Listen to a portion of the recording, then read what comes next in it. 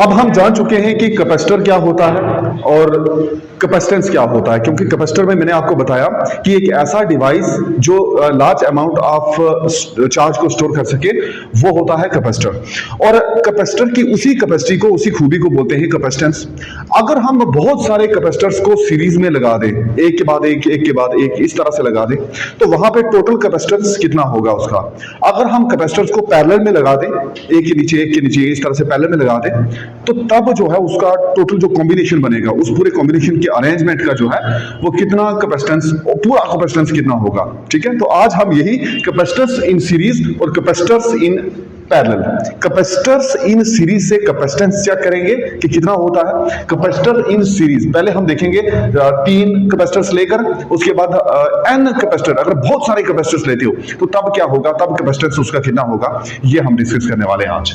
Okay, तो सबसे पहले अगर हम सीरीज में कनेक्ट करते हैं तो हमें पता है कि जो सीरीज में कनेक्ट करने का मतलब यह है कि हम एक पॉइंट से दूसरे पॉइंट तक प्रोसीड कर रहे हैं, लेकिन सिर्फ एक ही रास्ते को फॉलो करते हुए, एक ही रास्ते को, यहां से आगे यहां, यहां से आगे यहां।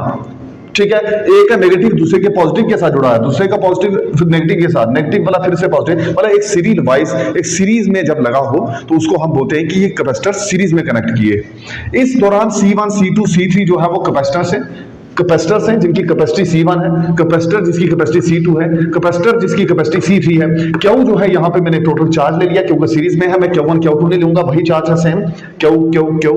ठीक है, यहाँ पे इसके अक्रॉस, इस C1 के across V1 voltage potential difference है, पोटेंशियल डिफरेंस V2 होगा C2 के अक्रॉस, V3 होगा C3 के अक्रॉस। तो इस तरह से मैंने ये अरेंजमेंट पूरा बना दिया, टोटल वोल्टेज V ले ली, टोटल पोटेंशियल डिफरेंस V ले लिया। अब यहाँ पे ये सारी चीज मैंने लिखी है।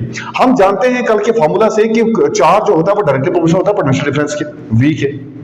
ठीक है, लेकिन वहां से कांस्टेंट हटाकर हमने C लगाया था, तो ये हो गया Q is equal to CV। ये उसी फॉर्मूला से Q इक्वल टू CV होता है, बट यहाँ पे टोटल वोल्टेज जो होती है वो V1 plus V2 plus V3 होगी, तो ये मैंने लिख दिया। अगर गौर से देखोगे Q is equal to CV होता है तो V क्या होगा, Q अपॉन C। यहां से हम देख सकते हैं V की जगह मैं Q अपॉन C लिख सकता हूं। ये नीचे छोटा सा S डाल दिया, क्यों? S का रीजन ये क्योंकि ये सीरीज में है तो S फॉर सीरीज होता है। ठीक है, तो कैपेसिटर्स को सीरीज में कनेक्ट किया इसलिए S लिख दिया, कैपेसिटर को पैरेलल करने पर P लिख दूंगा।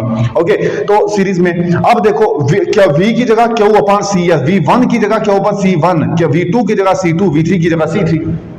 ठीक है, तो दोनों साइड Q हमने लिख दिया, यहां पे Q कॉमन लिया, यहां से भी Q हमने कॉमन ले लिया।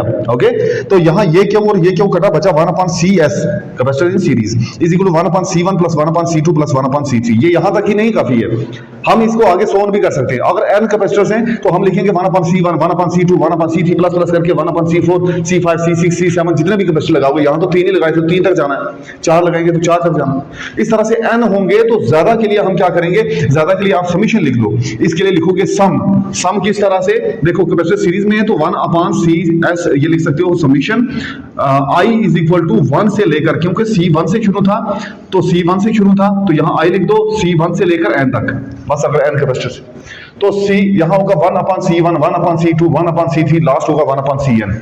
ओके, जो भी नंबर आप n का लोगे, तो ये एक्सप्रेशन है सीरीज के लिए।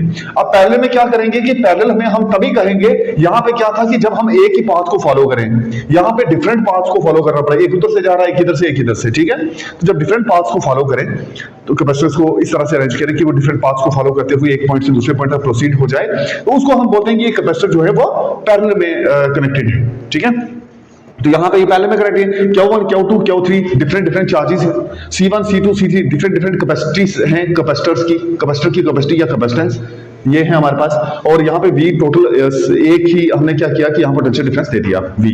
ठीक है, अब Q is equal to CV, ये तो जानते, देखो C1 C2 C3 तो कैपेसिटर्स हैं, Q1 Q2 Q3 जो है चार्जेस हैं अक्रॉस दिस कैपेसिटर, V जो है वो पोटेंशियल डिफरेंस है, और हम जानते हैं कि Q is equal to CV, जो इस फॉर्मूले से अभी देखा हम।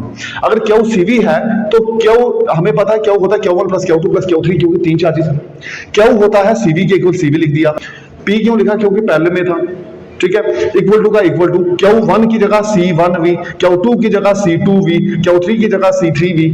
ठीक है, यहां से V कॉमन ले लिया, यहां का V, यहां की V कटा, तो CP is equal to C1 plus C2 plus C3।